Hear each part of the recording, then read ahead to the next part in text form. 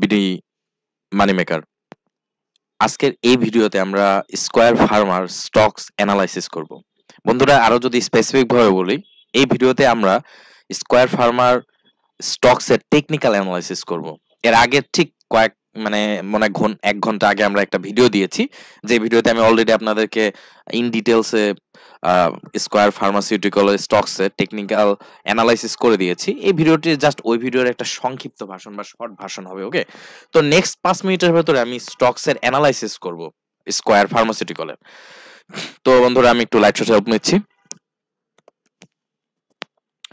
বন্ধুরা, এর আগের ভিডিওতে আমি ট্রেন্ড ওয়েভ অ্যানালাইসিস ড্র করে আপনাদেরকে বুঝিয়েছিলাম।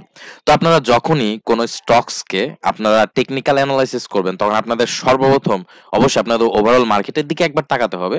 তো সর্বপ্রথম আপনারা খেয়াল করবেন প্রাইজের নিকটে যে সাপোর্ট এবং রেজিস্ট্যান্স লেভেলগুলো দেখা যায়, বা প্রাইজের নিকটে অর্থাৎ বর্তমানে প্রাইস যেখানে আছে তার আশপাশে প্রাইসের মুভমেন্টটা কিরকম ঘটছে, তা দিয়ে আমরা আমাদের ট্রেডিং স্ট্র্যাটেজিগুলো ইমপ্লিমেন্ট করে আমরা নেক্সট প্রাইস মুভমেন্ট কে প্রিডিক্ট করব।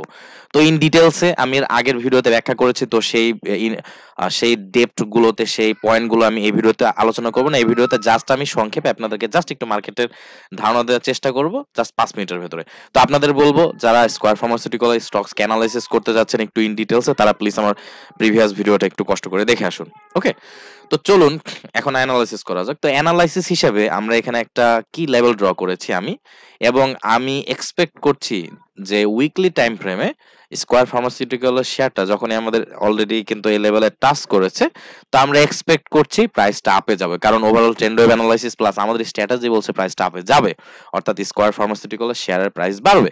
কিন্তু এখানে একটা জিনিস আছে, সেটা হলো একটা স্পেসিফিক বিষয় আছে। আমরা জানি যে প্রাইস বাড়বে, কিন্তু উই নিড কনফার্মেশন। তার কারণ হলো স্টকস মার্কেটে আপনি শুধুমাত্র টেকনিক্যাল অ্যানালাইসিস দিয়ে মার্কেটে ট্রেডিং এর সিদ্ধান্ত নিতে পারবেন না, আপনি শেয়ার কিনতে পারবেন না। আপনাকে অবশ্যই ফান্ডামেন্টাল অ্যানালাইসিস জানতে হবে। তাই আপনার নিজের ফান্ডামেন্টাল অ্যানালাইসিস করার পর আপনি যদি দেখেন যে হ্যাঁ এখন প্রাইস বাড়বে, তো আপনি এই জায়গাতে স্কয়ার ফার্মাসিউটিক্যালের শেয়ার কিনতে পারেন, কারণ আমরা এক্সপেক্ট করছি যে প্রাইস বাড়বে। তো এখন এখানে মোটামুটি আমরা বলতে পারি যে প্রাইস বাড়তে পারে। আর unit confirmation, in this case unit confirmation. তো কনফার্মেশনটা কি? এর পরবর্তীতে মার্কেট যখন নতুন একটা সাপোর্ট লেভেল তৈরি করবে, সাপোর্ট লেভেল তৈরি করার পর আমরা ধরেন স্কয়ার ফার্মাসিউটিক্যালের শেয়ার পারচেজ করতে পারি। সেই ক্ষেত্রে আমরা এক্সপেক্ট করতে পারি যে প্রাইসটা বাড়বে। তো এটা হলো 1 নম্বর বিষয়। আর আরেকটা বিষয় হলো, যদি ধরুন কথার কথা প্রাইস একটু আপে যে নতুন একটা সাপোর্ট লেভেল তৈরি করলো না, কিন্তু প্রাইস যদি এই লেভেলকে ব্রেক করে যদি নিচে চলে আসে, তার পরবর্তীতে আবার আমাদের যে কি লেভেলটা আমরা ড্র করেছি এই লেভেলে যদি আবার টাচ করার পর মানে ব্রেক করার পর যদি রিটেস্ট করে, তাহলে আমাদের একটি স্ট্র্যাটেজি আছে বিএনআর স্ট্র্যাটেজি। সেই স্ট্র্যাটেজি হিসেবে আমরা এখন এক্সপেক্ট করতে পারি যে প্রাইসটা ডাউনে যাবে।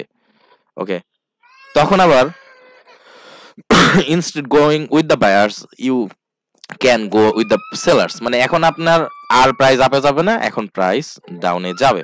এবং ডাউনে কতটুকু যেতে পারে?